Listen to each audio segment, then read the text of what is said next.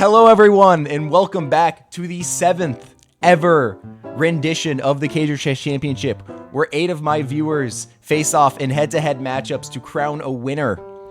Today, our round 1 matchup is going to be 5+2 Blitz. Our round 2 matchup is going to be a best of 3 Fog of War game. And then our finale, when it comes down to our final 2 contestants, is going to be a best of 5 Spin the Wheel, Choose a Game mode. We'll get into the specifics of how vetoes work later in the video, but thank you for coming out, and good luck to all of those involved. Today we have King XE4, who is 2066. We have Alex, who's around 2200. Wizard Asta, 1188. Luffy, our underdog of the tournament, at 861. We have Derpole coming in strong at 1420. Dublin Dragon at 1650. Oreo Kake at 1656. And finally, Tog is here at 2230. Now, this is by far the strongest field that we have ever had in this tournament. Typically, our matchups are around 1400 to 1600. That's like the general range. We have a few 2000s here and there, but this time we have 3 of them, and only 1 person below 1100. So good luck to everyone playing. This is probably going to be one of the strongest tournaments that I've hosted. I'm going to go ahead and get the round 1 matchup started, which, as a reminder, will be 5+2 Blitz. Now, I think we start with the strongest matchup of our 2 highest contenders of Tog is here, who is 2230, and Alex 08W. Both of these players average around 2215 rapid elo, which is absolutely absurd. If I could go ahead and get y'all to send each other a challenge. Actually, Tog is here. For the power of choice, choose a number 1 or 2. If you select the number correctly, you will have the white pieces. The number was 2. You do have the right pieces. You do have the white pieces. If y'all could go ahead and send each other a challenge, that would be huge. And I'm going to go ahead and get the spectating ready on my end. All right. I have one of y'all pulled up. If you could go ahead and send each other a matchup, that would be huge, and we'll get right into it. And the game has begun. All right, game 1 has begun, and it was already off to a grand old start. E4, C5, we have a Sicilian defense. Trying to put 2 pawns in the center, and the bishop comes out. Bishop develops. Both players playing incredibly fast, extraordinarily fast, especially when you have 5 minutes on the clock. Both players absolutely blitzing. I can't even commentate this. Also, Tog is here is actually 2400 in blitz, which is insanity. Both players already making about 11 moves in the first 10 seconds. Really can't calculate what's going on. But so far, White has an isolated pawn on the D file. Both players have developed basically all of their pieces. All of their minor pieces are off the board. Black is probably looking to castle now. And White is maybe looking to bring over a rook to the C file, bring up the queen to like C2, maybe try to play for an expansion on the queen side. Decides to jump the knight into the center, offering, honestly, a trade of queens, which could get very interesting to start off the game. Also trying to trade off the bishops. Takes. And now you can take with the knight, and that would reinforce the center pawn. Or you could take with the queen. Actually, no, taking with the queen would lose a pawn. So you have to take with a knight, so you keep on having 2 defenders in the center. Both players playing way faster than I'm used to, but we're off to a good start so far.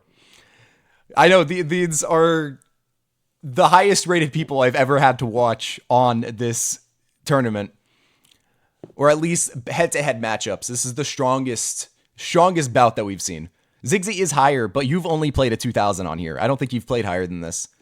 Takes in the center. We have take, and now a queen trade is offered. Both queens staring at each other. A pre-move. To recapture. Knight now jumps into the middle, hitting the dark squared bishop. Now, honestly, I think you would have to move the dark squared bishop. You cannot allow to have 2 doubled pawns on the E file, especially with these little pieces on the board, as those are just going to become immediate targets. And you'd probably, honestly, end up losing the game, but decides that that's fine. That's actually very intriguing to me. I guess getting activity with both of your rooks is more important than allowing the double, that is intriguing. I don't think I agree with that. I know he's 2400, but maybe I'm seeing something that maybe he's seeing something that I'm not. Decides to castle, doesn't even take. I guess it is his most active knight, And it might be a case of good bishop, or I don't know. Bad bishop, good knight. Maybe that's what happens. But wants to trade off the dark squared bishop now. And that would also allow him to bring up the rook. Okay. Brings his other rook over. We have trade. And now we're going to go into basically a completely symmetrical position. Knights and rooks. Also, just a heads up, if the game does end up ending in a draw, it will go into a bullet tiebreaker. Both players will have 1 minute on the clock, and whoever wins that will move on. Because Tagas here has the white pieces, he will have to give up the white pieces for the bullet game and play with the black ones. So if Alex can end up drawing this, he will have the white pieces in the bullet match. But this is, yeah, we have trades, and now it's just an equal playing field. Tagas here offered a draw, and the game has drawn. Now, if both players can go ahead and offer each other a bullet match, I'll try to get in as quickly as I can. Our tiebreaker will be the tiebreaker will be a 1 minute bullet. So change it to 1 minute bullet, and Tagas here, you will have the black pieces. Alex, you will have the white pieces. I am now like this is how I make sure to try to get the watch. Black Clover! Okay. I'm now waiting for another challenge to be issued and for the game to start. And it has begun. Tagas here with the black pieces, Alex with the white pieces. We have pieces absolutely flying. I'm just gonna watch this and try to commentate. You know, if piece gets blundered, yada yada. A pawn does fall, but that seems like a gambit. Okay, we have takes. Knight is now in the center of the board. Black with doubled pawns on the c file. But overall solid structure. Light square bishop is kind of lacking, in my opinion. We have takes. Takes with the queen, gets it out.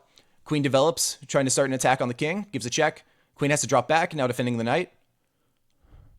No, moves like getting the knight out, playing like this. We have takes. Probably take with the queen and trade. It takes with the pawn.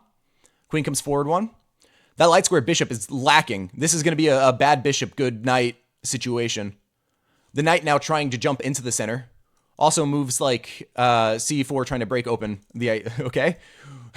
Rook slides over to the open file. We now have a6. Now we have c4, trying to break open and soften up the center. We have now 3 isolated pawns on the c file, and the bishop gets hung. I didn't even notice that. You can't take here because the bishop does get hung. Okay, so the queen slides over, now putting pressure on the b pawn. We have takes. Takes another pawn. Another pawn will fall on both sides if black decides to do this. Does have to be very cautious about possible checkmates. Offers a queen trade. I believe that's just beneficial for white, as white is just up a full piece. Knight now comes in, forking both the pawn and the rook. Takes another pawn. The rook is now hit. The knight is now jumping around, gobbling every pawn in the position. We have takes. Pushes h3 just to give the king a luft. The rook now comes over to e2. Now with both rooks doubled up on the e rank. Not the e rank. Oh, and a rook is blundered. Sorry. Both players now down to almost under 10 seconds. A pawn is pushed on the outside of the file. On the A file, but it blunders the pawn. We have takes. The pawn is stopped. Alex now down to 3 seconds, 2 seconds. 2 seconds, playing rapidly. Tagas here about to win on time. Pre-moves need to happen. And Tagas here is victorious on time. Wow. What a game. That was back and forth like crazy. But Tagas here. You take the win. Congratulations. What a game. Pieces were flying and y'all were playing incredibly fast. Well done. All right.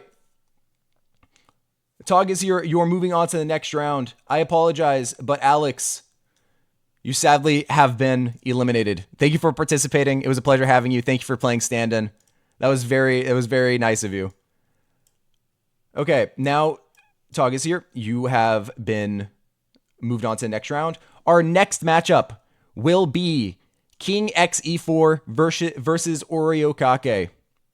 Oriokake versus King X E4. Oriokake, otherwise known as Hijilp. If y'all could go ahead and send each other a challenge. Oriokake, I'm giving you the power of choice. He is Hijilp. The signups have already closed, Jornathan. I apologize. Join the Discord. I will read it in just a second, Dublin. If you could go ahead and choose a number 1 or 2, if you correctly choose the number, you will have the white pieces. His Yilp. I'm summoning you. Power of choice, 1 or 2.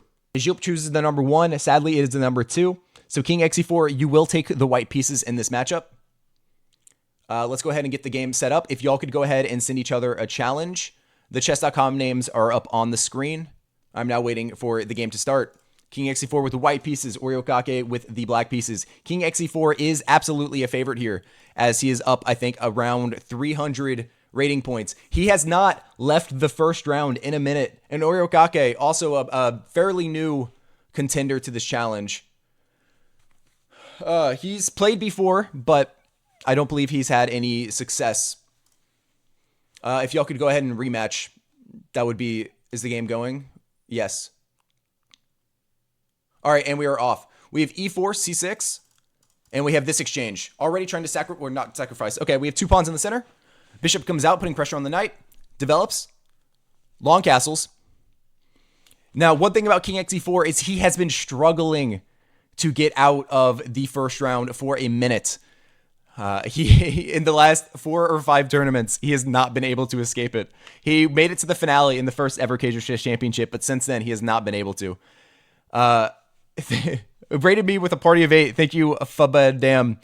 Also, I'm sorry if you did sign up. You showed up 25 minutes late and I had to make replacements. I apologize, but I do need to start with a strict schedule. And a queen falls. I just now noticed that. A queen is already off the board. King xe4 blundering immediately. Oh no. Oh, that's a travesty. He's just out of the game. Just like that, within 10 seconds. King xe4, no! Dude, you are never going to make it out of the first round. This was your best matchup. The underdog wins. Congratulations, Oriokake. Hell yeah, dude. Good work. Taking down, you were 300-point underdog. Well done. Congratulations. I know you're 25 minutes late, but like that's I need to start at 5:30. But okay. Oriokake, I'm sorry. I'm sorry, King xe4. But you, sir, have been eliminated. Thank you for participating. Dude, come on. You got to get out of the first round, dude. You can't lose within the first 15 seconds of your round 1 matchup. Oriokake, congratulations. You're moving on to round 2. And now, for game number 3, we are going to have Luffy versus Wizard Asta. I wish both players the best of luck. Luffy, if you could go ahead and send a challenge to Wizard. I'm also giving you the power of choice. Luffy, if you could choose a number 1 or 2. If you choose the correct number, I will give you the white pieces. He chooses the number 2, and that is correct. Luffy, you do have the white pieces. If you can go ahead and send a challenge over to Wizard Asta, I will get over and spectate y'all. All right? I'm now waiting for Luffy to send a challenge over to Wizard Asta. And then we will spectate and see who moves on to round 2. Now, Luffy is around 866 rapid elo, while Wizard Asta has been climbing steadily up to 1188. In the last tournament, he was around, I think, like 1016, just above 1,000. And now he's gained over 150 rating points in about a week, which is very well done. I am now waiting for the game to start.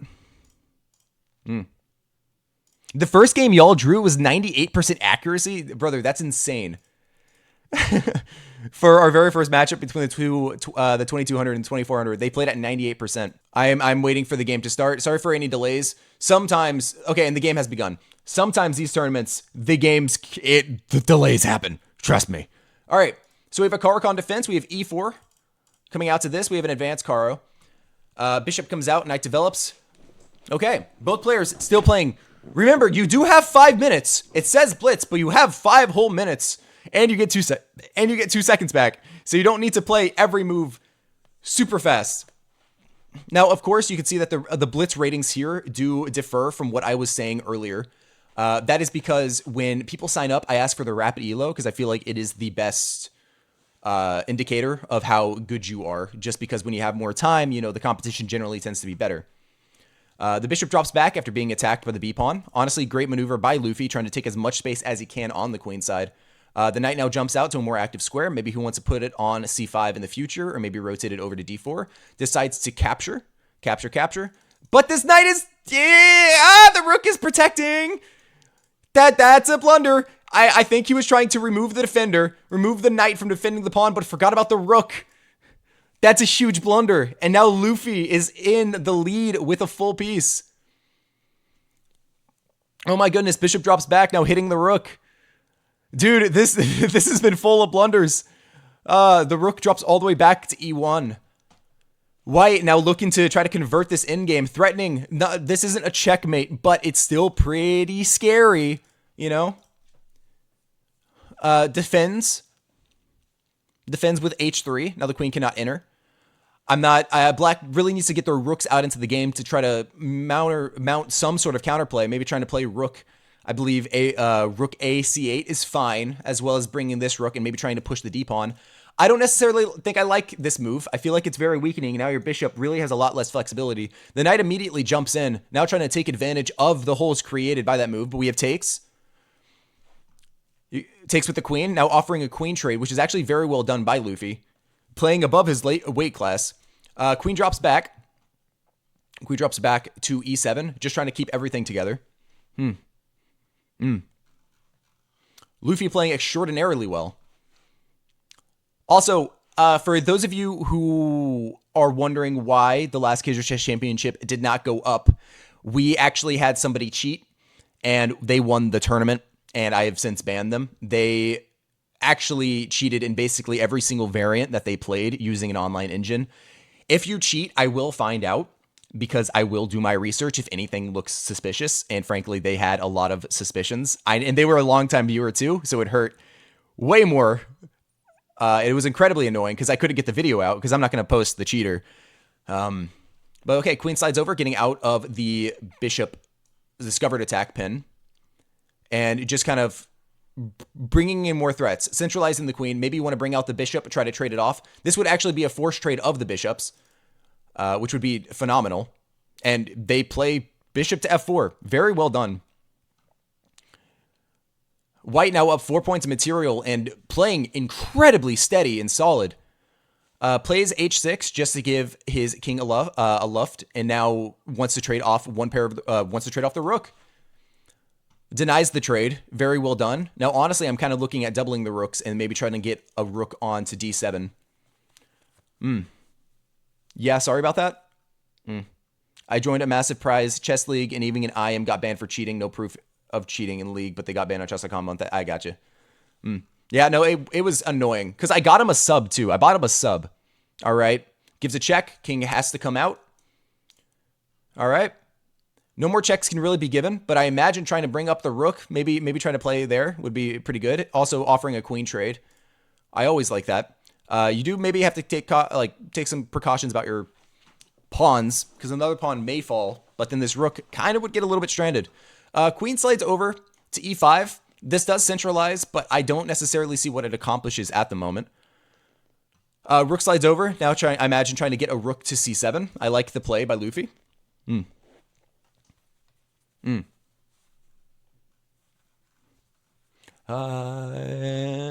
ask me how I'm feeling. I have to understand. I'm never gonna give you up. Takes another pawn. Now gives a check. Pawns are falling. Wizard Asta actually making a pretty good comeback. Gives another check, but now you have to give up the queen. Very well done. Yeah, and then Wizard Asta goes ahead and resigns. Luffy, please don't make it rated.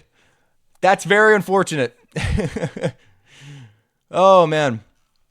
Yeah, gives a check, drops back, and now the rook comes in, and the queen has to block as the king cannot protect himself. GG's Luffy, incredible performance. I am gonna put this through a quick game review because I am curious on how both of y'all played accuracy wise.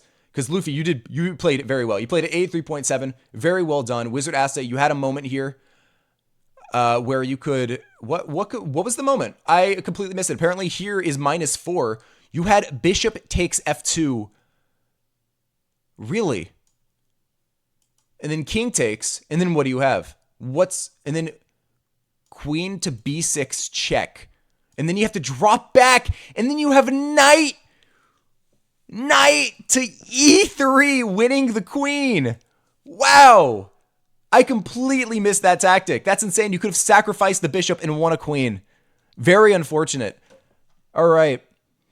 But I'm sorry. Wizard Asta, thank you for participating, but you, sir, have been eliminated. Thank you for coming by. Thank you for being here. Luffy, you are moving on to the next round.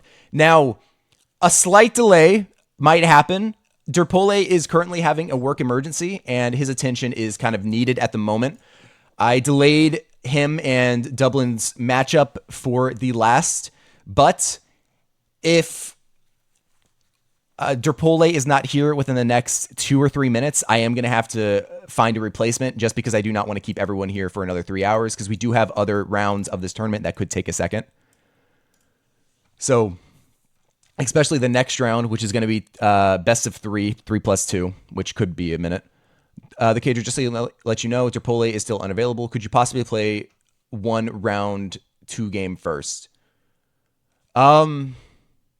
Yes, I can go ahead and do that. Now, I'm doing an interesting thing since Derpole is having a work emergency, and I do respect him, and he's going to be back. He has been a longtime viewer. We're just going to go straight into Fog of War and start with the next matchup and circle back to round 1 when he returns.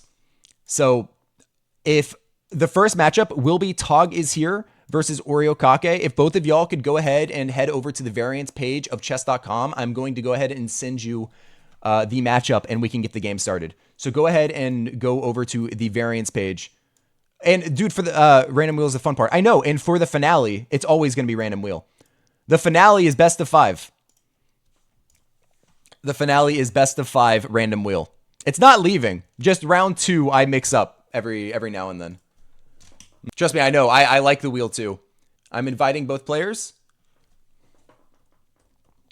Now, Fog of War. If you have not heard of this game mode before, it is where you cannot see your enemy pieces, your opponent's pieces, unless you have line of sight to it. So if your bishop sees a pawn on the other side of the board, you can see all of the squares. You basically can only see the squares on your opponent's side that your pieces can see. So you have to kind of hide things. And the way you win this is either by checkmating or by winning the king. Okay.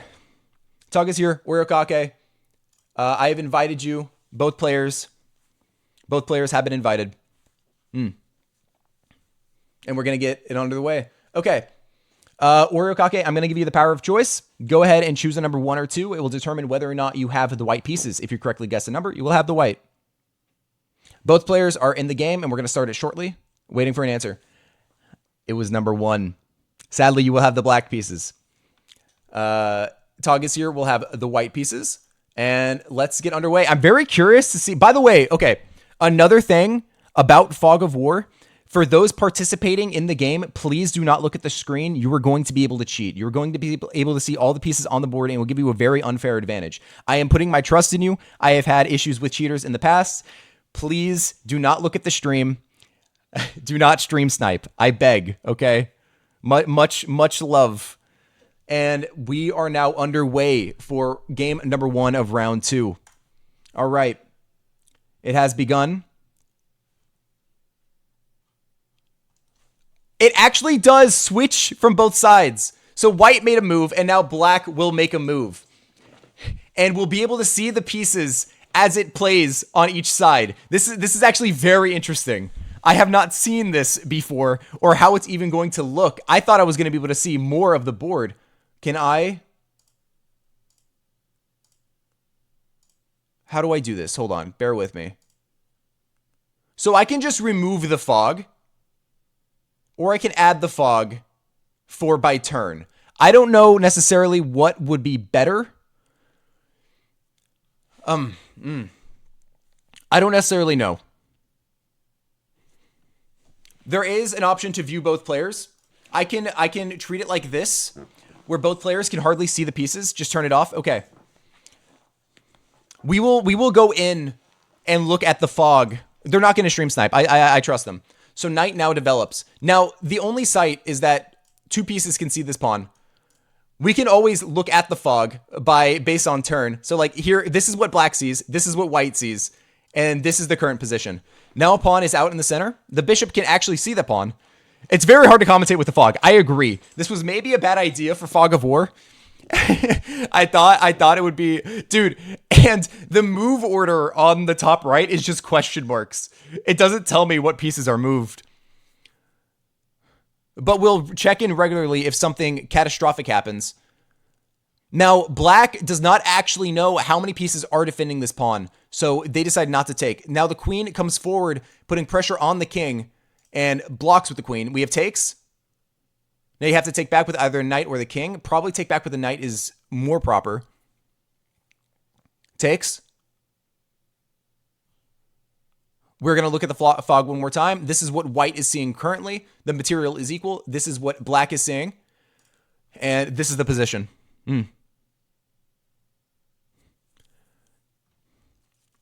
Now, what black may be thinking here is, how can I get my pieces active? How can I get my king to safety since I can no longer castle? Oh my goodness. We have castle, and how can I gain more vision? So like making an improving move like this, trying to get your bishop more sight on these squares, gain access to these squares. Maybe you want to move the pawn forward one so you can gain access to this square and stuff like that. That's how you have to think about Fog of War. Maybe you want more sight. Maybe you want to see both of these squares. You can move this pawn forward twice. But personally, I have not really played much Fog of War, so I do not necessarily know exactly the best way to handle certain things. But now this does give more sight for the black side. And the king has fallen! And see what happens there is that you can actually black cannot see that the rook slid over to attack the king, but white can. White does know that the king is right there, and when black doesn't respond to it, they are able to capture the king, and the game is over. Now, this is a best 2 out of 3 because it is a unique variant, and I want both players to get the opportunity to play multiple times. I've invited both players back, and now colors are going to switch. Oh, man. But this is a very difficult and scary game mode to play, but king safety is very important. You need to get your king over to safety because you cannot allow that to happen. Both players are now in. Tagas here is going to have the white pieces, Oryokake with the black pieces, and let's begin at one more time. Tagas here taking the first one, leading the series 1-0. If he wins this one, he moves on to next round. If he loses, it will be tied 1-1. Derpole, welcome back. We will do your round 1 matchup after the conclusion of this. All right. So we have e4. Now, honestly, I think king safety is probably one of the most important aspects of Fog of War. A draw is agreed. Did I? Oh my God! Wait! Oh, do I need to change the colors? Did I mess that up? I need to change the colors. That's my fault. Hey, thank you for keeping me honest. Wait, are y'all playing? Hold on, sorry, something's happening. Give me a second. Something is going on. I believe they have started, but I need to find them. Can I watch? Okay, we are back. Sorry about that. They did switch colors because I did give them the wrong colors last time, and that's my fault. But this is the current position. Queen is out. Honestly, I like the play of activating your queen as quickly as you can. Also, both players being respectful as hell, understanding that they needed to switch colors, so they ended the game and restarted a new one. Hype as hell. The knight now develops. But in my opinion, I think getting the queen out first and then king safety is how you should play Fog of War, because your queen is your most active piece, and it cannot be taken. It can be taken by knights, I suppose. Actually, knights are the only piece that will actually be able to see the queen before the queen sees it, which is very interesting, because any bishops, rooks, or queens, they will be able to make eye-to-eye contact, and the queen will be able to move. Bishop fianchettoing, now with almost full line of sight on that side of the board. We can go back to the fog. This is white's perspective, now seeing the knight developed. They have no idea that the queen is here, or what are in these squares. And this is what black sees. Already taking a lot of space, being able to see almost more than half the board. Very well done. Okay, but now this is the current position. Developing the bishop with a line of sight onto the king side if they decide to castle. Decides to castle. King safety is very important. Now, if Oryokake were able to see the pieces, they would play b5 immediately, just because that would fork both the queen and the bishop. But you cannot see that. This is what they see. They have no idea that 2 pieces are here. They have no idea that black has 2 very active pieces. The bishop comes out. Now, it decides the castle. White has no idea that this enemy bishop is here. So if this knight were to ever move, the capture will happen on the queen.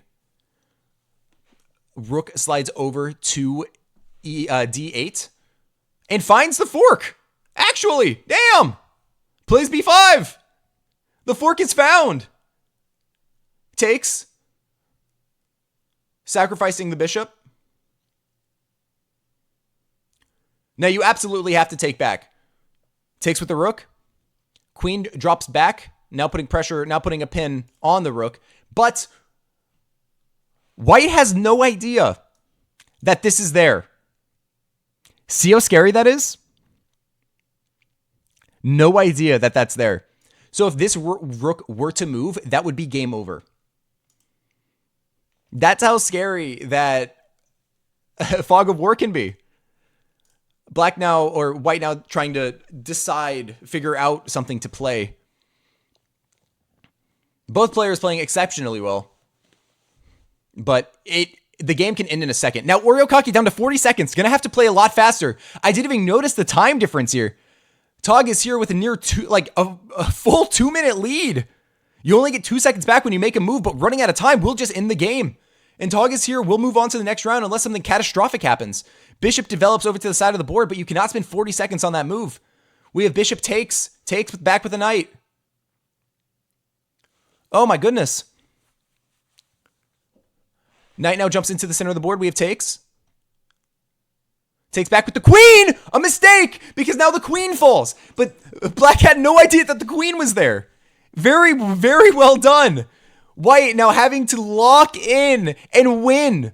But what a queen blunder. You had a recapture with the pawn. Brings the rook up, but there's a pawn there. Doesn't take. Rook slides over. Trade. Black now down a full queen, but up 2 minutes on the clock. Rook slides over. Bishop can now take a pawn on the side of the board, but the pawn is defended. Queen comes up one. We see push on a c5. This pawn is still hanging. We have takes. Bishop develops. Now putting pressure here and here. We have takes. Black still up 2 minutes. Oreo up a full queen, but he needs to play so much faster. This is getting terrifying. The rook is now just fully hanging in the position. But neither player, oh my goodness, the rook is just hanging. Oh my god. The rook is all alone on the side of the board. Can white not see the pawn? Oh my god, the pawn do not actually have visions on the diagonal, so you cannot see this. But a trade occurs. Now there's just a queen on the board. Oreo with 15 seconds to try to find a checkmate here. King comes forward. Queens drops back, defending the pawn. We have takes. Now all they need to do is promote, and you can take the queen! And Oreo with the comeback victory! Tog is here blundering his queen in the middle of the board, and the game is now tied 1-1. What a win by Oreo. Well done, and the next game has already started. They are already off. This is the tiebreaker finale. Whoever wins this moves on to the finale of the TheCager Chess Championship. Oh my goodness. Let's go to the full board. What a comeback win. Winning the queen. Let's see if Tog is here. Can clutch up and win game number 3. What a turn of events. Knight develops. We have takes. Knight is now in the center of the board, seeing a lot of pieces. Now we have some recaptures. Also, congratulations to Oreo utilizing his time. I know that got very scary towards the end. I honestly didn't realize that the pawns can only see forward. They cannot see takes on the sides. Okay. This is what black sees. Trying to make a decision here. Maybe you can develop the bishop out. Try to get more eyes on this diagonal. Maybe you want to push up the pawn too. Maybe you want to slide the rook over and try to get more spaces. Maybe you want to bring up the queen and try to castle long. But we have bishop. Okay. We have a trade. Trade occurs. I would honestly, I think it would be a lot safer taking with either the knight or the pawn because you really cannot run into that. The queen now eyes the pawn, but even though that this pawn isn't really defended, white, I don't think can reasonably take here. They can see if there's anything to, they can see. Okay, sorry. No, but I was looking at it. You can't actually look. Hold on. You see how this pawn can't see this square? Look at that. I'm not crazy. Oh, wait, hold on. You see, yeah, this pawn can't actually see. It can move here, but it can't see this square. See? We have an exchange in the center of the board. I don't believe anything has happened. Just knights have been traded. Now we have knight drops back after getting hit by the pawn, and we have solidifying of the center. But you see, like, black can't see this square. Even though the pawn can move there, white can also not see this square. So I don't think what you were saying is necessarily true, but that is the general idea of it. Okay. I swear there was a moment where the rook could capture, or the pawn could capture the rook, but it just didn't happen. But I could be wrong. I could be wrong. We have takes on the side of the board. Rook is now out undefended on a6. Oh, but a blunder of a queen! A full blunder of a queen! Didn't realize that the pawn was there. And the queen falls. Oh my goodness, but so does the rook. We have takes. The queen is now just off the board. Can Tongas here clutch it up and move on to the finale? Oh my goodness, we have takes.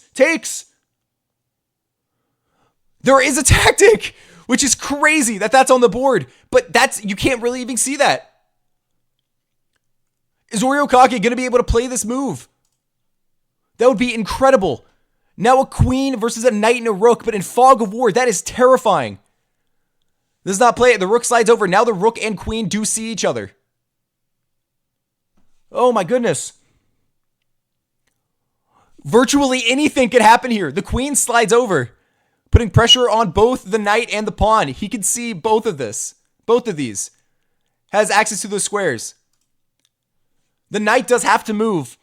And the one scary thing about the knight. But that's a bad move. Oh, but you can.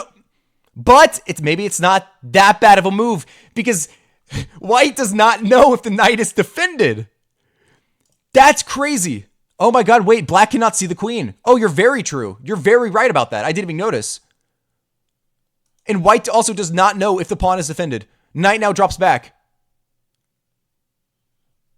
This is what both players see. I don't think you can reasonably capture. Makes a move.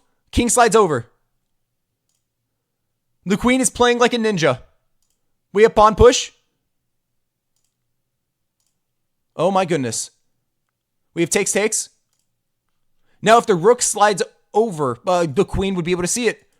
Literally anything can happen here. And I'm actually like, I'm so invested. Queen slides over, trying to get more sight on where the pieces could possibly be. This is what white is seeing right now. Now knowing that there are no pieces on these squares. Queen slides over again, trying to get more distance. Takes, but that blows the queen! And the queen falls! Oriokake taking the win! If he can convert this position! There are no more pieces on the board! Tog is here, who is 2,400 rated blitz, is losing to Oriokake, who is 1,600. Can Oriokake convert this position? Knight takes, but then the rook hangs. But now you can push the pawns on the side of the board. You're just up 2 pawns. These pawns are going to go. And we have king takes king! King takes king! The king takes the enemy king! Never before has that happened! The perfect end to the Oriokake comeback! Congratulations on clutching up and winning back-to-back games to move on to the finale. It could not be scripted better than this. Congratulations. I'm sorry Tog is here, but you have been eliminated. Thank you for participating. That is fog of war for you. Congratulations, Oriokake. You are moving on to the finale. Now, I need to go back. We are retroactively going back to round 1 because Dublin Dragon and Derpole need to play. Derpole had a work emergency, so he wasn't able to play initially, so we went on to the first game of round 2. But now we are doubling back real quick to play the round 1 matchup. So the matchup will be Dublin Dragon versus Derpole. Derpole is around 1420 rapid, and Dublin is around 1600. Good luck to both players. If y'all could go ahead and send the challenge. Dublin, I'm giving you the power of choice. If you correctly select the number behind my back, you will have the white pieces. If you select the number, you will have the white pieces. It is either 1 or 2. And then whoever wins this matchup will face Luffy in the best of 3 Fog of War matchup as well. I'll play black for fairness. He's lower rated. Okay. Dublin is choosing to play with the black pieces just willingly. So thank you for that. I'm now waiting for the game to start. If both of y'all could go ahead and send the challenge to each other. If y'all have each other's names, I believe you are friends on chess.com.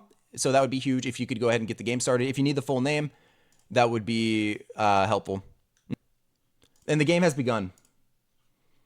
All right, this is the final match of round 1. Whoever plays this will face Luffy in a best of 3 matchup of Fog of War, which is honestly one of my new favorite game modes to look at because we had King Takes King, the perfect ending to a best of 3 matchup where Ryokake came back. Congratulations.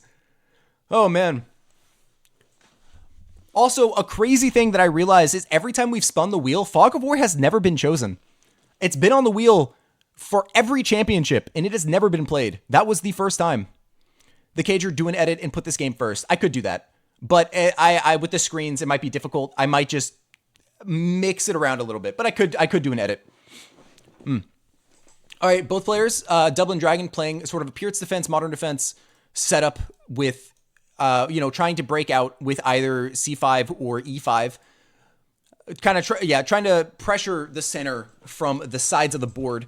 This bishop in this variation where the knight comes out to d7 is going to struggle to get out unless we have easy play.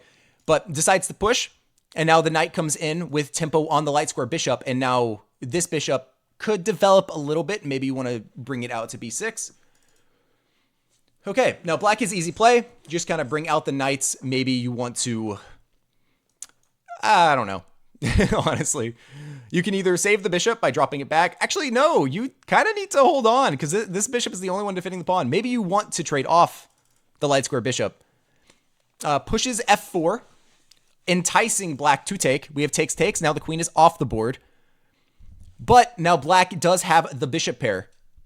Now, a moment here, I do think that white can play e5 and it can go take. e5, or maybe the knight moves. But I do think e5 is active on the board, but you do have to be cautious about king safety because, I mean, checks can happen. But so far, I do think white has a slight advantage, maybe probably plus 1.2 in this position. Plays h3, kind of preventing both the knight and the bishop from coming out to the g4 square. Now the knight will have very limited retreats, only being able to shuffle over to h6, either drop, or h5, either drop back or play like this. Black castles. Look, I love Bughouse, but dear God, it is the hardest thing to organize. I tried 2v2 Bughouse, and it took 45 minutes to get the game to happen. It was not a pleasant experience. If you look at one of my first Cager Chess Championships on YouTube, there's like a bunch of editing where I'm like losing my mind, rocking back and forth in my chair, like actually losing my shit. Can you see chess chat? I cannot see chess chat. I cannot.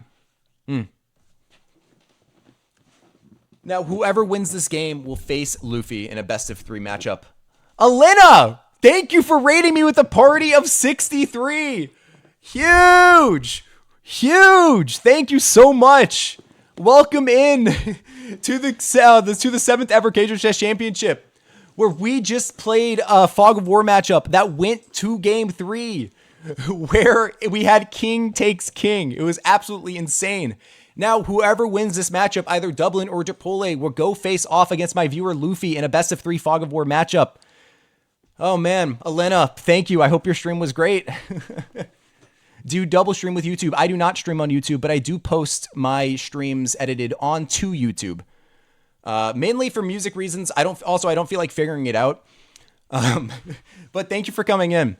Right now, I do think that white has a very good lead, because I mean, these pawns are very strong. The only thing of concern for the white position is king safety, but really, like, black's pieces just aren't getting active at all. I feel like Terpole just has a very strong initiative going down the side of the board, but you do have to manage the clock. White castles.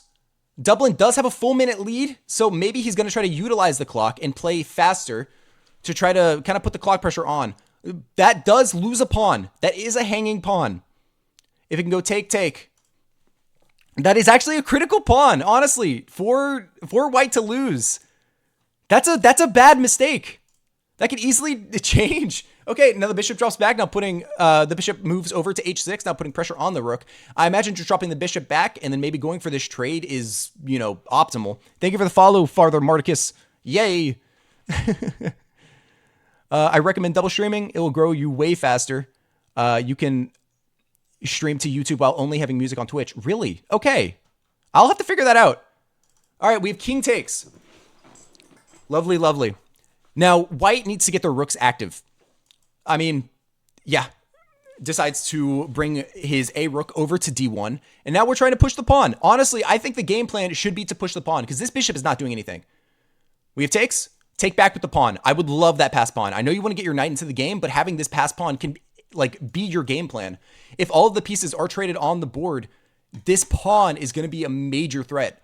Now, there's a moment where you can actually decide to maybe exchange the rooks there. I wouldn't have been against a rook sacrifice, because the king is very weak, and that would leave these pawns isolated. That was definitely an interesting moment.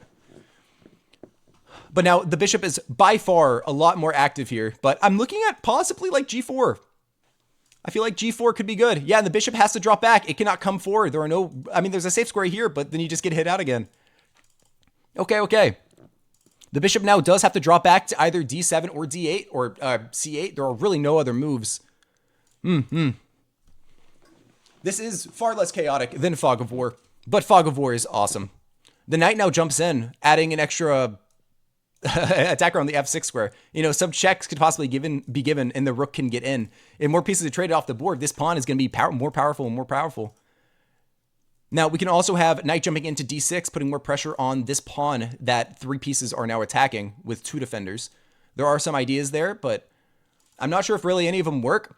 The bishop now slides out, putting pressure onto the rook on f1. Honestly, I would start trying to push this pawn, but it might be an overextension. It might be too soon to actually go for that play. Maybe you need to start pushing these pawns, taking more space over here. But we have check. We have a trade a trade basically forced. If the king moves, then you're going to capture and then possibly bring your rook over.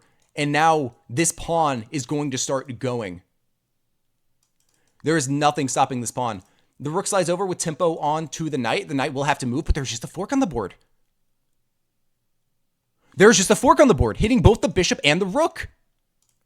And this comes with check. So even if you were to try to counterattack the enemy rook, you would be able to take with check first before moving.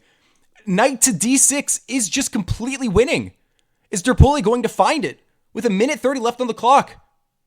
Oh my god, wait, no, I'm stupid. Sorry, the rook is hanging. I apologize.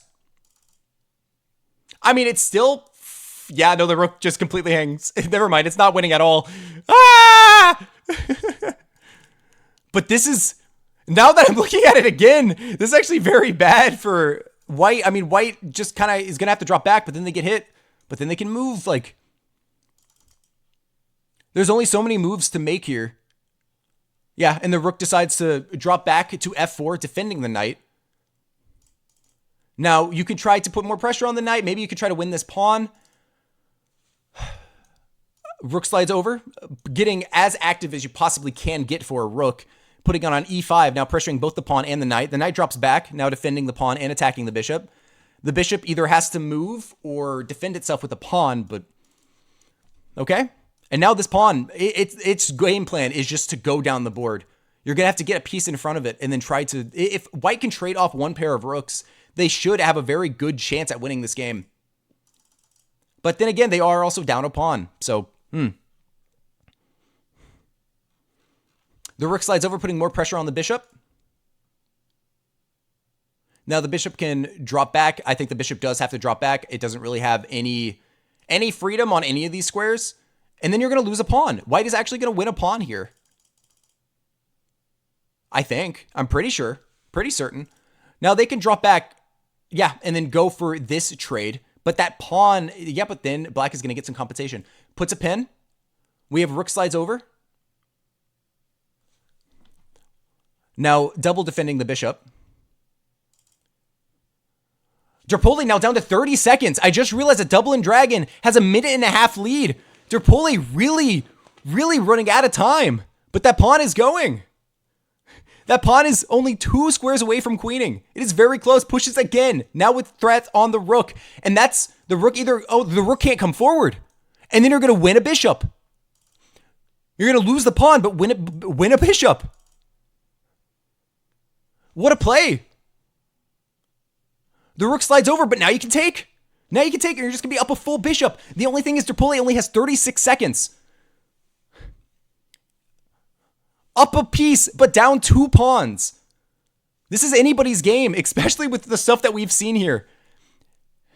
Puts a pin on the knight and threatens the pawn.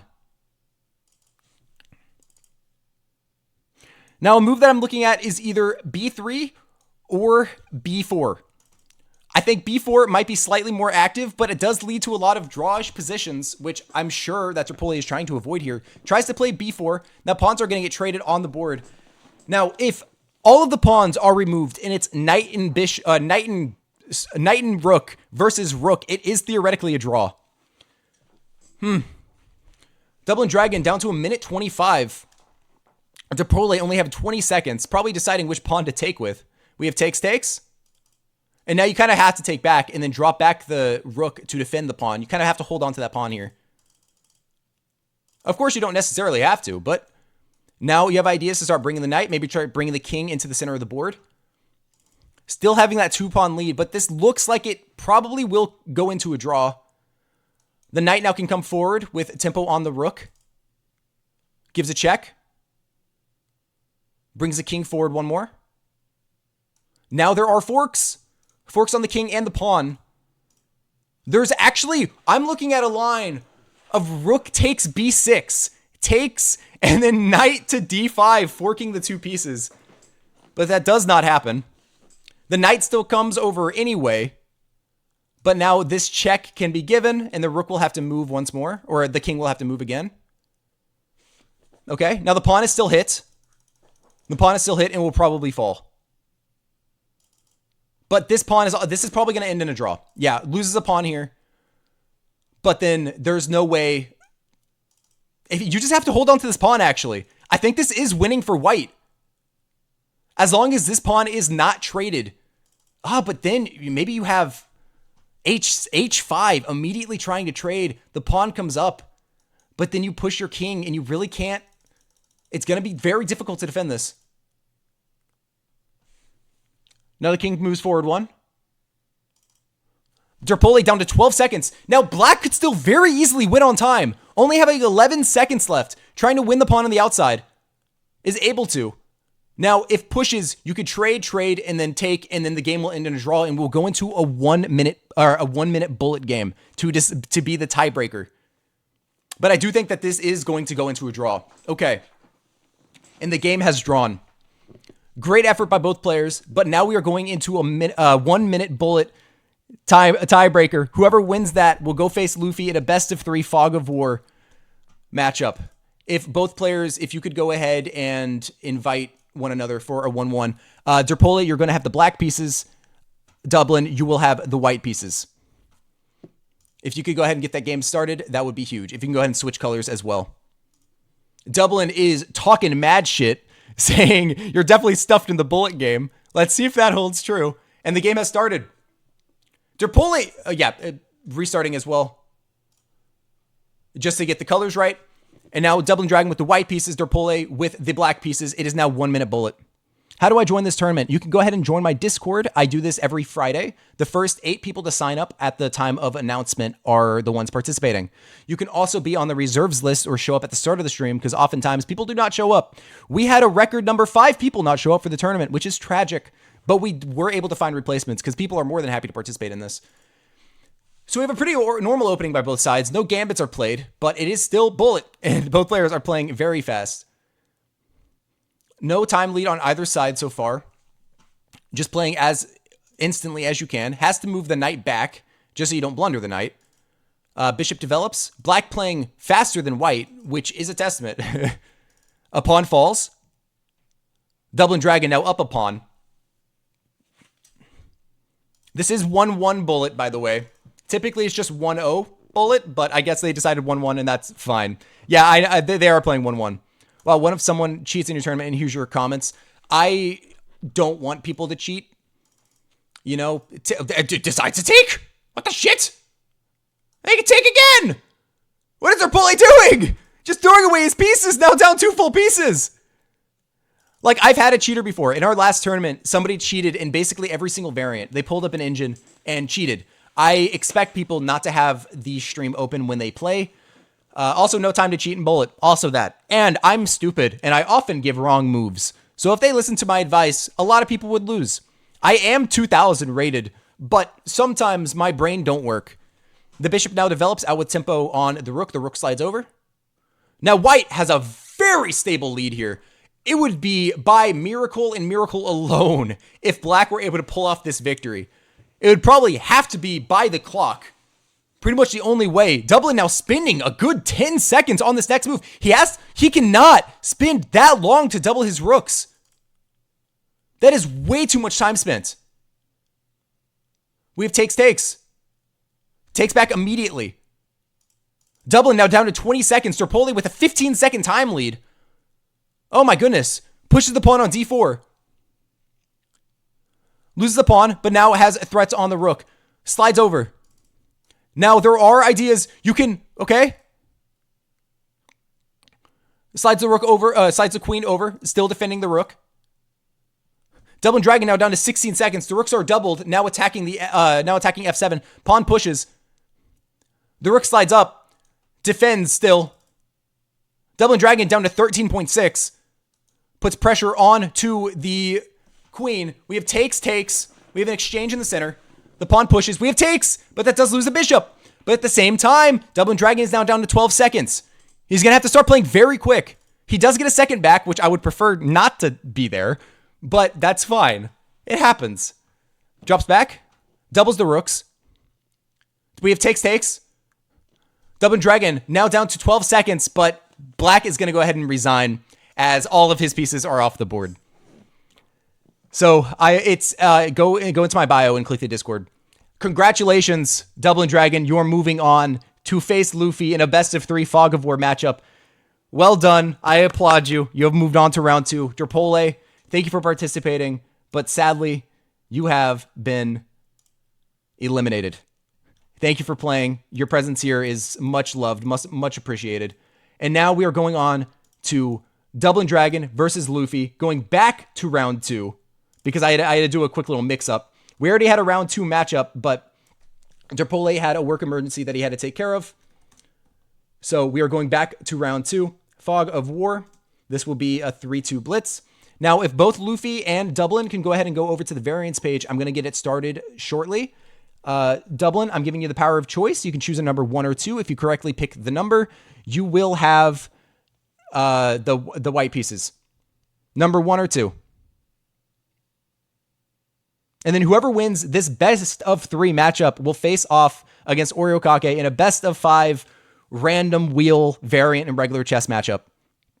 And Dublin, if you could please choose a number 1 or 2. I don't know why it's not a thing. A Discord should absolutely be that command should be a thing where y'all get the Discord. Typically it was.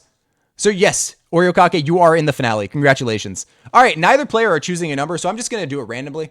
I'm going to go 1.5. Okay, sick. I'm just going to go ahead and set it up. Luffy, are you there? Luffy, hello. Is Luffy even here? Is he in the chat? Is he watching at all? Luffy.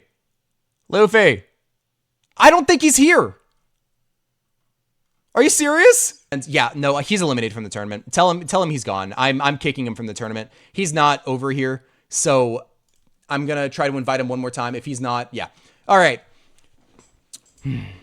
Choose a number 1 out of 100. If you correctly guess it, you will replace Luffy for this tournament matchup. All right, go ahead. Y'all get 3 guesses. First one to get it gets it right. Nobody has gotten it yet. Nobody is close. That was a close guess. I'm not going to say which one it was. Somebody guessed very close. All right, y'all are now just allowed to spam as many guesses as you would like. There is no limitation. Nobody has gotten the number yet. It has not been guessed. Come on. Come on, somebody. Somebody get the number. Come on. It's almost there. Almost. 15! 15 was the magic number. Amon 1000Y, you have found the number. It was 15. Congratulations, you will be the replacement for Luffy. Hip hip. I am changing his name now. Amon 1000. What is your chess.com name? Becklevon. Oh, dude. Yeah, no, you signed up for it. You were quite literally one of the replacements. Yeah, hell yeah, dude. So this is fine. Yeah. All right, Becklevon. Hell yeah. Oh, that's a bold title, but that's cool. Please go over to the variants page. Becklevon. Did I spell it wrong? Did you spell it right? I'm not seeing your name on chess.com. Why isn't it showing up? Hello? Yes, the variants page, but your name literally, oh my God, he doesn't know. I know. I'm literally typing in Becklevon and it's not showing up. Your name on chess.com is not like here. His name isn't showing up on, none of my names are? Sorry. I'm running into issues. God. Oh, dude, no names are showing up. Are you actually kidding me?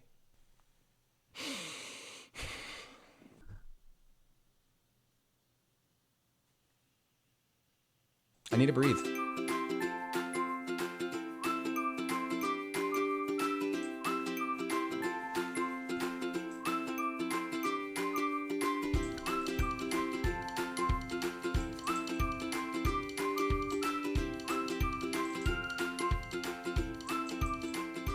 Oh my God, wait.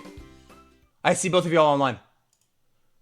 Wait. Oh, I can invite both of y'all. I'm inviting both of y'all. I've invited both of y'all to the game. Please join. Oh, Dublin's in. Please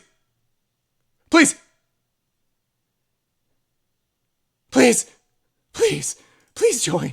Please. I beg you, please. Yes! Okay. Dublin, choose a number 1 or 2. We have both players into the game. If you correctly choose the number, you will have the white pieces. The game can begin. Oh my God. We are doing, it's best of 3. It is best of 3. Whoever wins 2 goes. Oh my God. Let's get the show on the road. Goodness gracious. It was 1. Becklevon, you will have the white pieces. Dublin, you will have the black pieces. Let's finally begin game 1 of best of 3 for Fog of War. Dear God. All right. So if y'all have not seen Fog of War, you can only see the squares that your pieces can also see. It makes it very tricky because if your rook sees the enemy king, see, you don't know where white moved. Black has to make a move. We'll watch it from this perspective and occasionally give insight on what each player is thinking and what they're seeing at that given time. But oh my God, we're finally going. I like. All right. Both players playing a semi-normal opening. Also, if y'all are playing this game, please do not stream snipe. Don't stream snipe. Leave. Don't stream snipe. Is it tricky? Brother, yes it is. It is so tricky. We had king takes king last game. Like white already gaining a bunch of space. Black kind of lagging behind. But it's all about vision, okay? You need to see... Both pieces can't see each other. Like right now, both players have no idea that the enemy bishop is right next to it. Now that pawn, they can see, and the bishop drops back. Possibly. Maybe the bishop went this way. Maybe it went this way. You don't know where the bishop went. And you have to take all of that into consideration. It is very tricky. All right, we have a pawn push into the center. We have takes. Takes with the pawn. Now, black actually can't see that there is a pawn here. They cannot see that the pawn can take their knight. White, however, can. And they take. And the knight is fallen. That's how difficult this game is. You can't see stuff like that. That's why you need to get as much vision as you can. We have trades. The queen is now on the open file. White sees a load of pieces on the board, a load more than white. The queens now meet each other's eyes. Now, the thing is this knight is actually just hanging. But white doesn't know if the knight's protected, you know? They don't know if there's a recapture. So they're choosing not to take it. But now they're getting more vision. We have a pawn push. Now the knight can't see that this pawn moved. They have no idea. Well, they can kind of assume because, you know, their vision of the pawn is no longer there. The knight drops back. We have take, and the queen falls. Black is now up a queen. Up a queen for a rook and a knight. The knight now develops.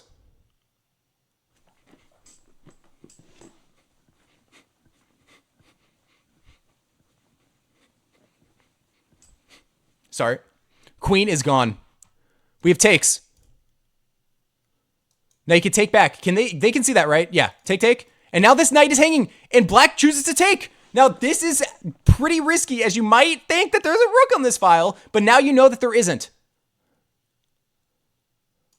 Now they meet the eyes and black can kind of see that the rook is protected, so they don't want to take. Taking would be bad. That would not be optimal. But the queen slides out away from the line of sight of the rook.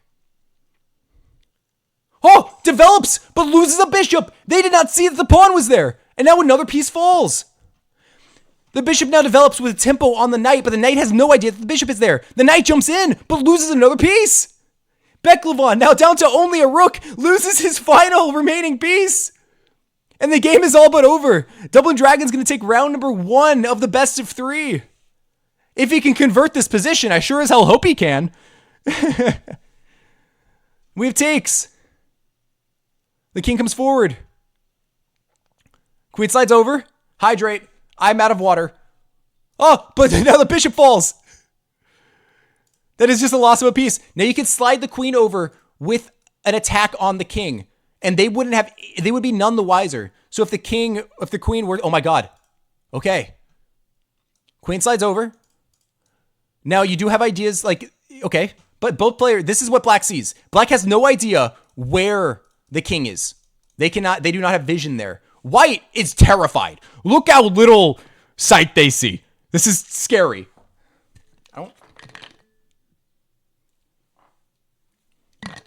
And the black king was captured. The black king was captured, and Dublin takes round number 1. Dublin, let's go, baby. Winning round number 1. Beklavon, I'm sorry, but you lost the first game. It is now Dublin in the lead 1-0. If y'all could go ahead, I'm going to re-invite both players, and we will have a rematch. If Dublin wins this one, he's going straight to the finale, which will be a best of 5 random wheel draw, where the games are completely randomized. Now, Dublin, you will have the white pieces, and Beklavon will have the black pieces, I believe. Am I correct about that? I'm pretty sure I'm correct about that. All right. Okay. The game has begun. Dublin now with the white pieces, Beklavon with the black pieces. Let's see what happens. All right. Bishop immediately developing. Dublin knows to get these bishops as active as you possibly can. And Beklavon is trying to bring his queen out early to see as many squares as possible. Just kind of getting a lay of the land. Kind of doing some scouting measures, seeing where all the pieces are being developed. That's a very clever idea, but it can run you into trouble. As if you were to develop a knight, let's say, I don't know. Like there's ways that you can run into trouble here where the queen would not be able to see the knight. All right. Dublin Dragon taking an early advantage. I would like to think that he has more visible squares, but I'm honestly unsure. Playing as active as possible. Dublin decides to castle. Bishop develops out to the side of the board, trying to gain more sight into the enemy position. Okay. Knight takes bishop. Takes back with the pawn. The safer move. The much safer move. All right.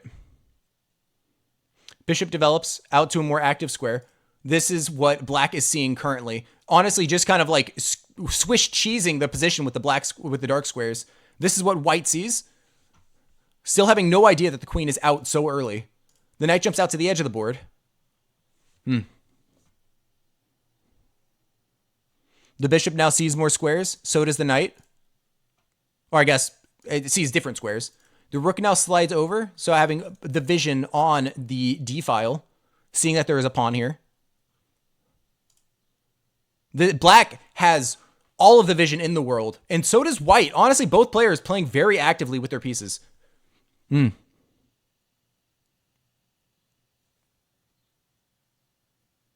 have takes. And the bishop falls. That is a loss of a piece. Because you can recapture it, but you do have to still be cautious. You can't just be taking pieces willy-nilly. Okay. Dublin, I would be very upset if you're cheating, by the way. That's...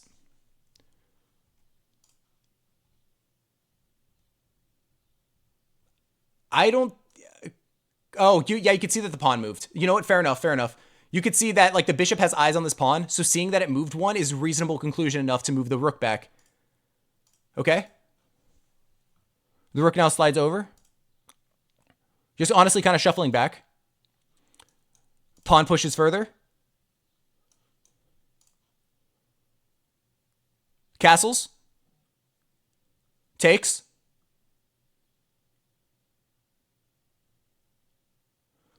And now Dublin is officially... Well, he's up a full bishop, actually. He's up a bishop and a pawn now. Takes. Takes with the bishop. And now recapture back. But honestly, black could be scared here, not knowing that the bishop is not protected. Oh, man. Don't do Fog of War next time, lol. Fair. I don't know. I was trying it out. I do not appreciate the phrase willy-nilly. All right, the rook slides over. Now seeing eyes on the rook. Takes. King has to take back. Otherwise, the game is just over. We have takes. Now you can give a check. But that is still pretty scary. Decides to push the pawn 2 squares. Now hitting the rook and the pawn. We have takes. Takes. Now black can't actually see that the pawn is there. But hangs the rook. And the rook falls off the board. Dublin now up both a knight and a rook and several pawns. Just one pawn. The knight is now hit and jumps out of the way. Dublin could see that this pawn was here and that it disappeared from his vision. Queen now slides over. Takes. Now the queen is hit, but we have trades. And now Dublin is about to go straight into the finale. If he can clutch up this game, if he can convert the position, that would be huge. Beck Levon, thank you for participating, but it is not looking good, brother. En passant can now be played, but is not. Okay. We have takes. Now a tragic move would be to move the king into a line of sight of the pawn. That is how you can lose the game still. Because you can put your king in danger. If you're like, oh, I want to bring my king forward and then immediately get captured, you just lose. That would be horrible to happen. Oh, and it happened! And he can take... You can now take the enemy king! It happened on the other side! And the game is over! Congratulations, Dublin. You are moving on to the finale, where you will play Oreo Kake, a.k.a. Hijilp. Beck Levon, thank you for participating, but sadly... You have been, hold on. Where are you? You have been eliminated. Thank you for playing. Now the final round. The championship between Dublin Dragon and Oreo Kake. This was the strongest field of players that we have had yet. And the two people in the middle are somehow the ones to come out on top. Incredible stuff. I need to change the title and we will get started we have the championship, which will be a best of 5 random wheel draw for the game finale. Oh my goodness. Okay, I'm going to just make this a little bit equal. Good luck. Good luck. Now, there is something that I have not mentioned, is that both players will have a veto that they can use. If the wheel spins and they do not like the game that was selected, they can veto the game and it will be removed from the wheel. Both players only have one veto, so they have to use it wisely. This allows them to maybe avoid a more unfavorable matchup. But okay. Welcome to the wheel. I did some editing. I removed some games. There's no longer 960 on here, but there is some regular chess. Actually, no, there is rapid chess. Never mind, there is 960. All right. What will game number 1 be of the finale? What will it be?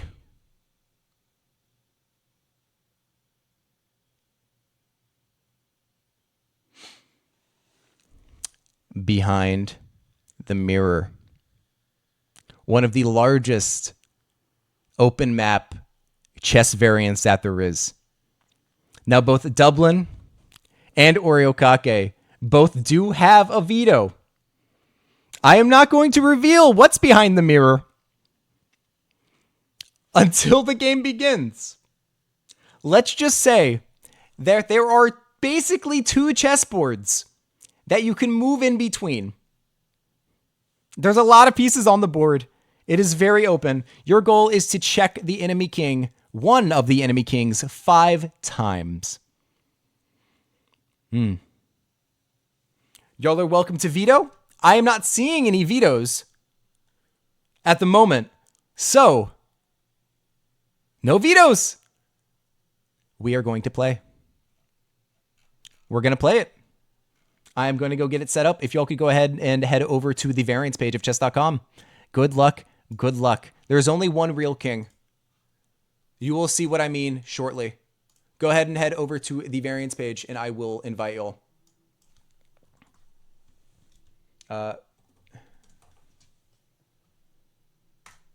This is one of the coolest battlefields ever explored in chess.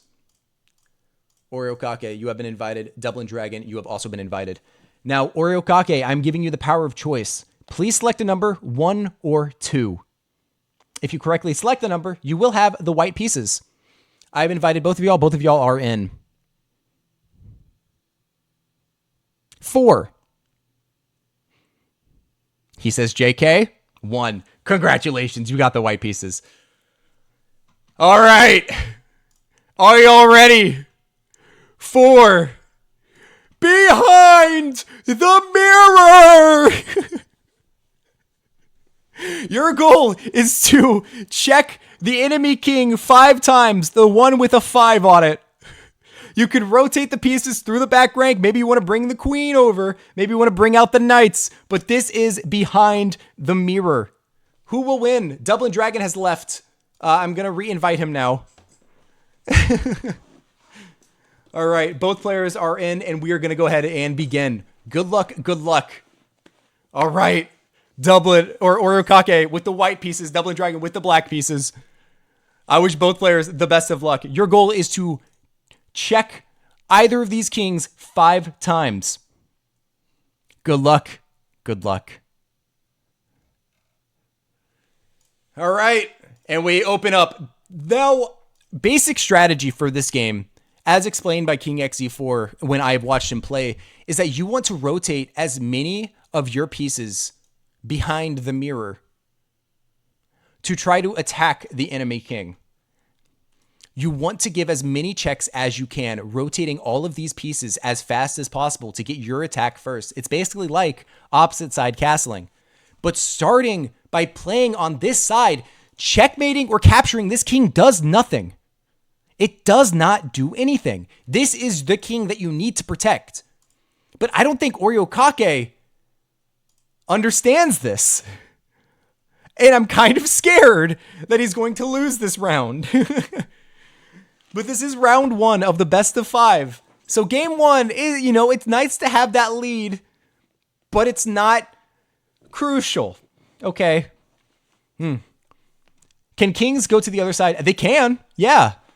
This king, if you take this king, nothing happens. The game continues. If you check this king 5 times or checkmate it, you win. That's the goal. But yes, you can walk the king behind the mirror. You need to, yeah. So Dublin is playing this very well, trying to just remove the pawns in front of white's in danger king. And both players are playing it rather slow. Remember, there's only three minutes on the clock, and you do get 2 seconds back. Oriokake already using a full minute, which is not what you want to do. You need to get this king as safe as you possibly can while you rotate pieces. Now the knight tries to join the battle, I imagine, to just bring more pieces, but rook rotates, bishop rotates. Getting the queen over is by far the strongest tactic that I've seen. Wouldn't the king be the safest behind the mirror?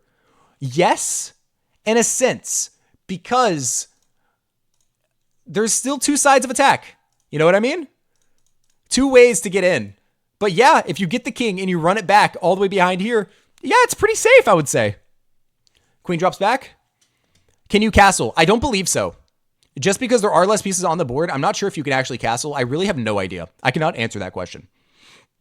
And the king is running away. Oriokake gets the gist. He knows what he's trying to do now. Ziggsy says, no, you cannot castle. So that does answer your question. Now the bishop comes out, putting pressure on this pawn. So far, both players, no checks have been given, but look at the time. Dublin Dragon with a near 45 with more than 45 seconds of a time lead. That's really bad. Oriokake is going to have to start playing a lot faster. He cannot spin the time here. Only having a minute 15 on his clock, he gets 2 seconds back. Decides to develop the bishop, playing way too slow. I know there's a lot of pieces on the board, but nothing has even happened over here. Now immediately recapturing. Now you do get 2 seconds back every time you make a move. So it's harder to run out of time, but still the time pressure is very much there, and it is scary as hell. Oreo Choki. Amazing. All right, and the queen comes out to this square 6. And the king drops back. Very well done. This pawn does fall, but honestly, with this much material on the board, being down a pawn is not scary at all. But the king is going. The king is on a mission right now to get to safety. But pawns are going to stop dropping just a little bit.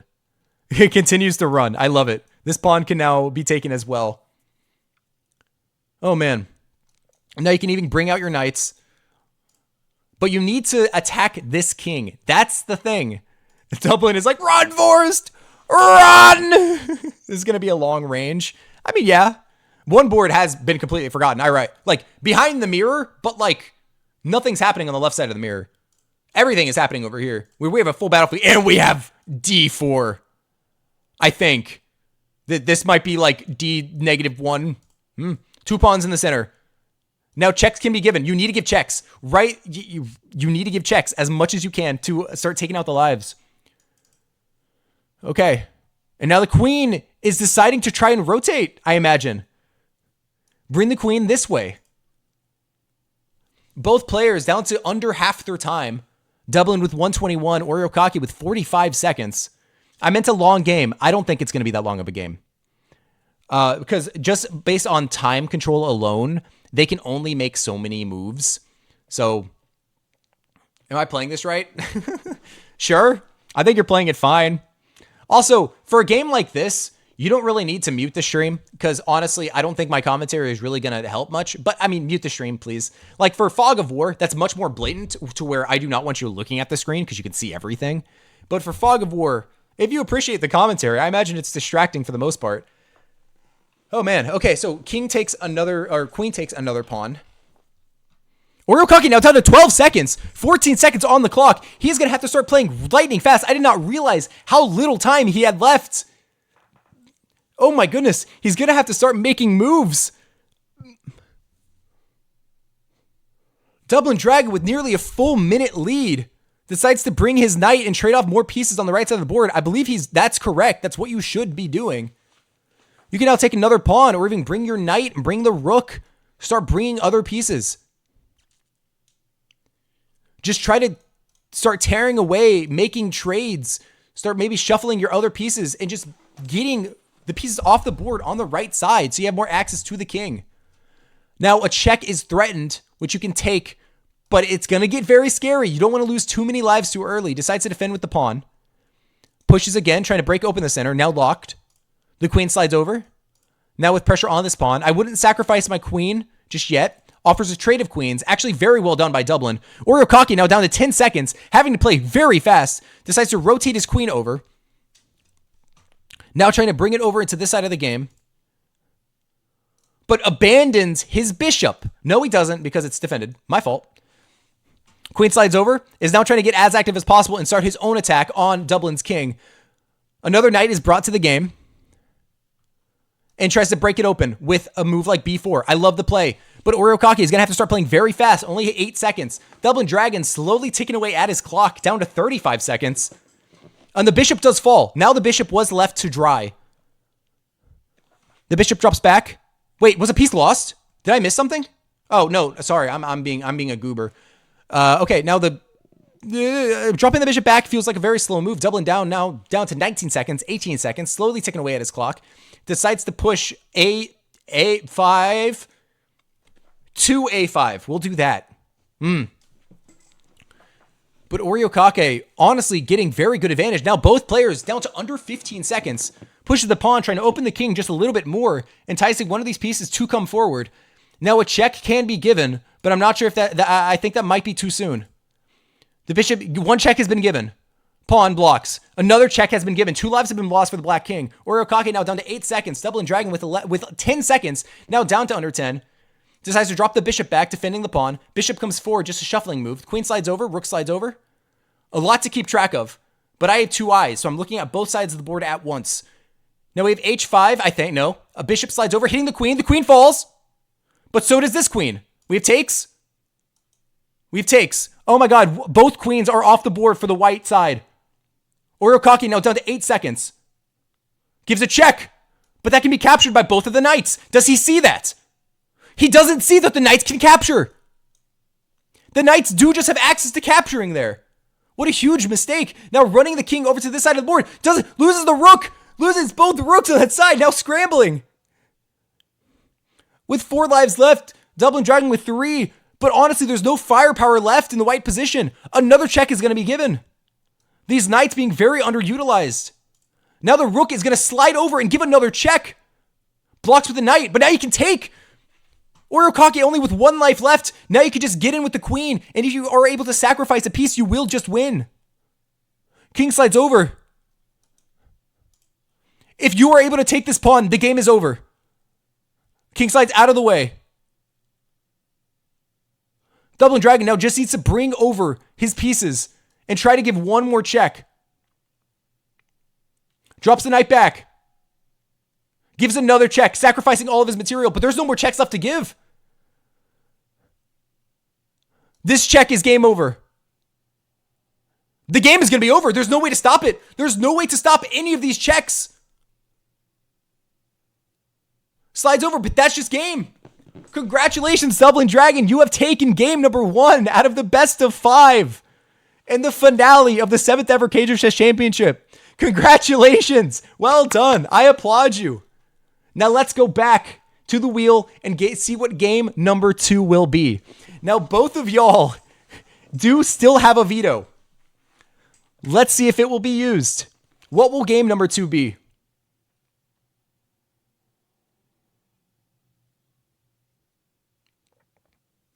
We have 10-0 Rapid Chess 960. You're welcome to veto. This is a very long game, which I kind of want to remove it maybe. But it will take a while. But 10-0 Rapid Chess 960. Y'all are welcome to play it. Vetoes can be used. I feel like Dublin does have a clear advantage here. Would y'all be, why did you make it Blitz 960 then? I should have. We can go ahead. We're both around 1600 Rapid. Okay, sick. Both players want to play. Now, I am going to ask, are y'all comfortable moving it to a 5-2 Blitz? Just so the game is slightly shorter because this tournament is running a little bit long. Would you be okay switching it from 10? You don't want to switch it you want to play all 10 minutes? No? Oh, you're not against it. I need confirmation. Are you okay with playing 5 veto? No? Well, Amon cannot veto. Oh, Amon wants to veto. No, you got eliminated. I'm playing the format the wheel decided. Okay, 10 minutes is cool. Both players want to play the 10-minute game. I'm going to go ahead and set it up. Both players, please still stay on the variants page, and I will invite you both. We are going to play Chess 960 10 minutes, otherwise known as freestyle chess. If you do not know Chess 960, it is where both pieces, or all the pieces on the back rank of the board are completely shuffled, with some limitations to where like the king has to be in between both rooks, and there has to be a light and dark squared bishop. I'm going to invite both players now. Dublin, you haven't been invited. Oreo Kake, you have been invited. Now, I believe Dublin Dragon had the black pieces in the first game, so this time he will have the white pieces. What's 960 chess? The back row pieces are shuffled. It's Fisher random or freestyle. Yes. All right. Both players are around the same rating. Dublin, I have invited you. If you could please go ahead and accept. All right. All right. All right. Both players are in. Dublin Dragon will have the white pieces. And let's begin. Game number 2. If Dublin can win this, he will take a 2-0 lead in the best of 5 finale. If Oriokake can win, he can tie up the series 1-1. The game has started. Good luck to both players involved. As you can see, we have 2 bishops in the middle, knight in the normal spot, knight on the side of the board, rooks in a weird spot. Very, very interesting organization of the back row of pieces. Now, one thing I know about Chess 960 is your goal is to take as much space as you possibly can. Because when the back row pieces are shuffled, theory goes out the window. But space and piece mobility are still very much in play. They become far more of a requirement as gambits are kind of gone. Our tournament's only on Fridays. Yes, I do only host them on Fridays. I thought about moving it to Saturdays, but I think Fridays, it fits my schedule better. And frankly, trying to host everything on Saturday kind of just ruins my social life, honestly, a little bit, a smidge. All right. So we have very normal development, getting 2 pawns in the center. You know, both kings are already like on the side, which I find very funny. Bishop comes out with a threat onto the rook. I honestly like this move a lot. Blocks with the bishop. Now, if captures were to happen, another knight would get into the game. So I like the move by white. Now, you could probably do the same thing. You know, maybe you want to bring out a knight. So if a capture happens, we have takes. Okay. Now, white, I believe, is off to an early lead, having just more development on the board, but also this queen is going to struggle to get into the game. Meanwhile, this one could come out, you know, maybe dance around a little bit. The knight now comes out to D3 or D6. Sorry. I imagine, yeah, just playing a strengthening move, preventing the knight from targeting this weak hole in the center. And now the bishop can come out with threats on the pawn. Maybe you want to bring it out to a more active square. And also prevent this pawn push from ever coming to play. Same thing with here. Now you can actually, this is a very weak hole in the black position. If you can land a knight there, that would be amazing. All right, so we have pawn push, and then the queen develops. So far, I really like how Dublin is playing this. Very solid, very organized. I feel like black is a little bit lagging behind slightly, but still contesting as much as you possibly can. This is a very good knight move. Just getting it into the center. And now also, honestly, if you can possibly trade off this weakness, that would be crucial. Now long castling, we can get an instant replay. Very funky castling. Also, I do like this song. It is a good song.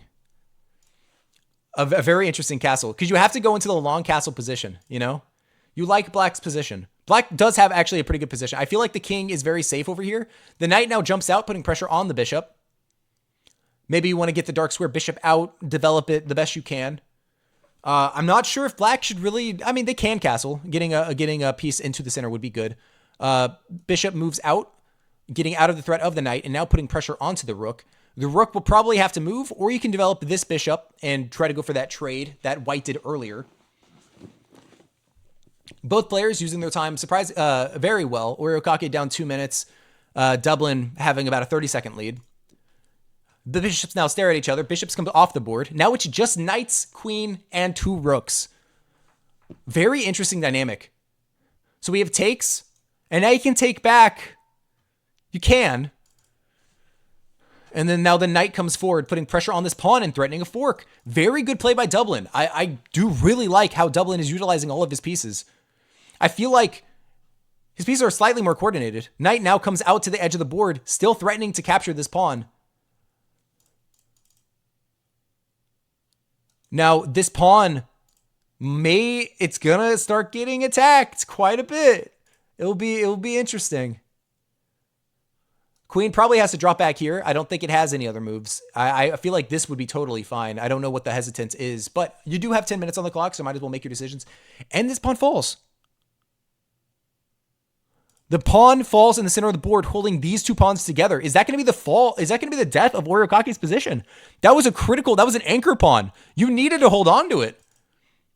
But at the same time, this could get scary. I think Oriokake wanted to have continued threats on possible checkmates just in case Dublin were to slip up. But now you can literally just like drop the knight back. You can bring it back here. Maybe you want to bring this knight over into the center of the board, put pressure here and solidify this knight. I would like to bring this knight back into F3, F4. Who's controlling the music? Y'all are.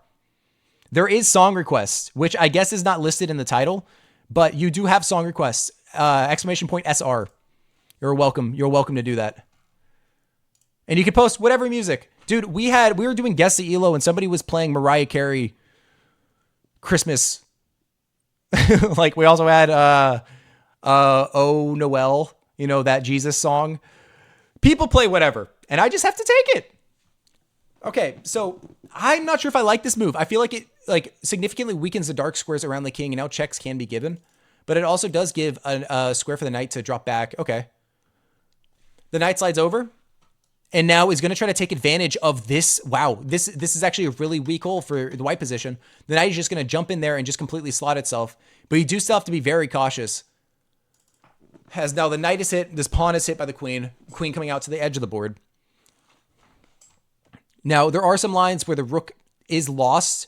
You also need to start maybe trying to chip away at this pawn. Maybe bring some rooks up. You could probably have started a kingside attack, bringing this rook up and over. But okay, we continue. Queen outside the side of the board. Oriokake with 6 minutes on the clock. Dublin Dragon with 8 minutes, a 2-minute lead. One thing about Oriokake is he got low on time and behind the mirror, and he was struggling a lot to really make game time decisions, especially when you got to make every move super rapid. So the knight does decide to come into the center of the board. A very strong spot for the knight. Very strong. Almost irremovable. I mean, you can probably remove it instantly, but what if you don't? Now, a line that I'm looking at is I really do like knight to... Oh, the queen comes up, now putting pressure on the rook. The rook is hit. I'm not sure where it necessarily goes. I would like to see knight to c5, trying to trade off the knight here. If you have take, at least you get an open rook, but I can understand wanting to keep these two pawns together, but I feel like this knight is going to give you a lot of issues. Right now, I'm not too sure. But the queen comes up one, now putting pressure on this rook. It will have to move or get defended by the queen. Dublin extending his time lead to now 2.5 minutes. Very, very good time usage. The rook decides to come forward. Now, another reason why I kind of like looking at this move is because you are threatening a fork. So this trade would basically be forced. It's really if you want to I don't know. I don't know if you really want to damage this. Breaks out with g4. I like this, but it does kind of remove the weakness that black had. But we can go take, and it really does open up the board in white's favor, I would like to believe. Okay. Because now his rook will be slightly more active, but that queen is going to start getting in. The queen is already getting in. This queen is abysmal. It can see... It's in a box. It's in a timeout corner. It's not leaving, It really does not have any movement. And if you know anything about Chess 960, you need movement. All right. Dublin Dragon now up 3 minutes. Oriokake now have used over half his time already. That is going to become an issue just on a simple pawn recapture. I understand the fear. We have check. Is that checkmate? Oh, wait, that's game. The king has to come forward, and that's going to be checkmate on the board. There's no way to stop it. Oh, you could you could block with the knight, delay it one move, and black resigns. What a checkmate. I was like, oh, simple pawn recapture. I did not even see this. Very well spotted by Dublin, taking game number 2. Dublin Dragon is now up 2-0 on Oriokake. Is he going to win game number 3 and clean sweep the finale of the 7th ever Cager Chess Championship? Oriokake, are you going to be the first one ever to come back from 2-0? Good luck. Good luck. All right, let's see what game number 3 will be. Also, I realized that there's extra, like, advanced settings on the wheel that I can, like, hide things after they've been chosen or remove. I don't need to actually just remove it from the wheel. So I was being a goober, and I need to add things back. All right, let's see what game number 3 will be. Oh, man. Is Dublin Dragon going to take his first ever victory? Okay, so we have a very interesting game mode called Capture Anything. You can take your own pieces. That's the entire thing. If your king wants to take the queen in a weird sort of mating ritual, you can. You have the option to do that. Both players do have a veto if they're free to use it. The time control will be 3+2. And Dublin Dragon will get a sub and a VIP if he wins. Hejilp has decided that he wants to veto this game. He has used his veto and it will be removed from the wheel. Both players, Hejilp, aka Oriokake, used his veto first. So Dublin, you still do have your veto. You do still have your veto, Dublin. What will game number 3 be? A fan favorite of mine. Mini House. Basically Crazy House, but on a smaller scale. If you capture your enemy's piece, you can place it on the board wherever you would like for your turn. Now, Dublin, you do have a veto. You're welcome to. You say sure. So game number 3 will be Mini House. Good luck. Good luck. You'll see how this game works in just a second.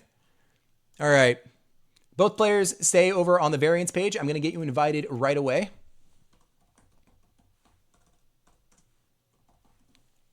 All right, all right. The time control will be 3+2. Dublin Dragon, you will have the black pieces. Oriokake, you will have the white pieces. If you capture an opponent's piece, you can spend a turn placing it back.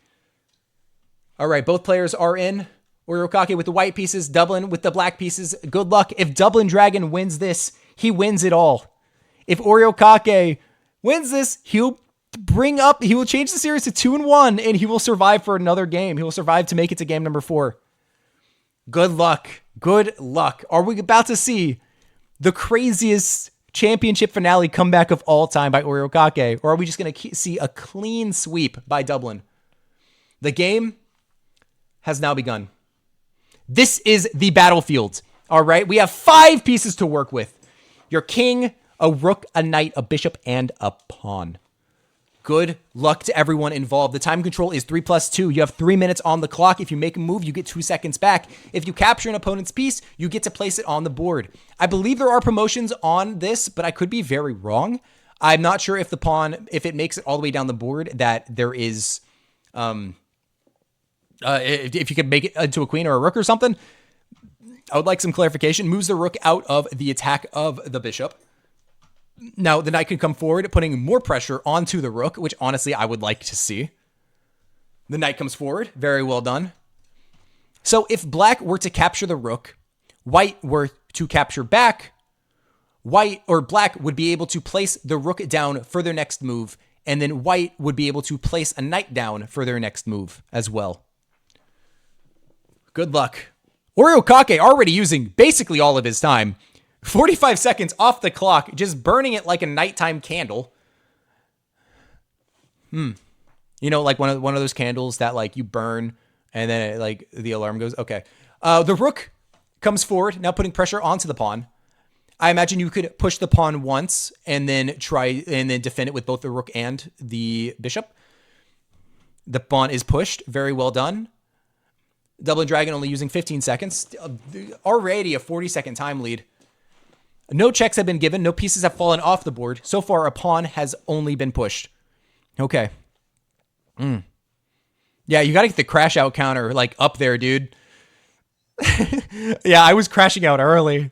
How can it track crash outs? Oh, you just say anytime somebody uses the command, it counts. Can I promote? I have no idea. Zigzy, or somebody who knows this, can you promote here? Are you able to promote? Cager, can you say why? Because of Luffy. Because Luffy was at school. I'm not going to let him into the tournament again, I don't think. Or at least, like, put him on reserves. Because, dear God. Okay. Actually, a very, like, this is scary. This is scary, in my opinion. Now, you have the option to take. Are there tactics? I'm trying to find a tactic to where you can take the knight, takes back, and then you can place the knight somewhere on the board that gives a check, but I don't think there is anything. The knight now comes forward, putting pressure on to the rook. The knight can move, but it doesn't really have many squares. Very interesting. Who's going to take the first piece? So far, a very coordinated effort by both sides to not blunder anything. Okay. Game number 3. Can Dublin take the crown? Can he win it all here? And the rook falls! Well, both rooks technically fall, but it can go take, and then you place your rook down first. Now you can place your rook down first with check, making the king move, and then decide to recapture. Oh my goodness.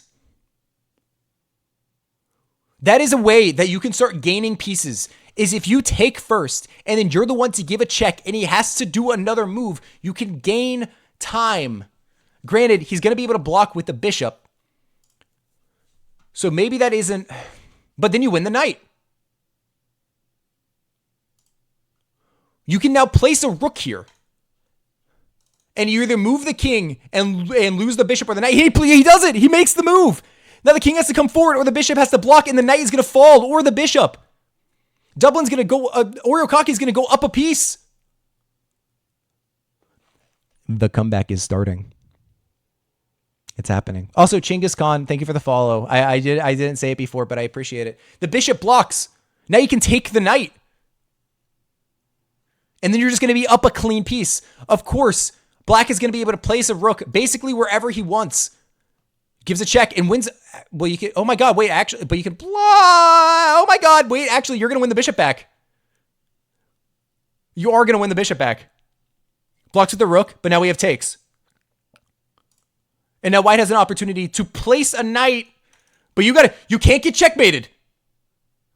There is a checkmate that is threatened. All right, rook to a2, I guess, is the coordinate. Rook to a2 is just checkmate.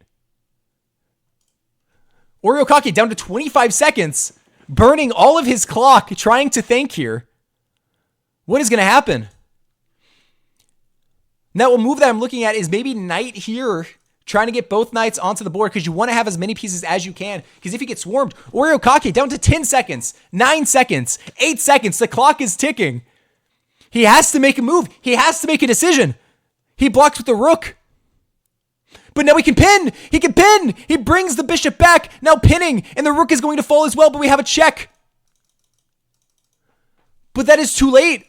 There's nothing more that you can do. The rook slides over, but now you have captures. And the rook falls.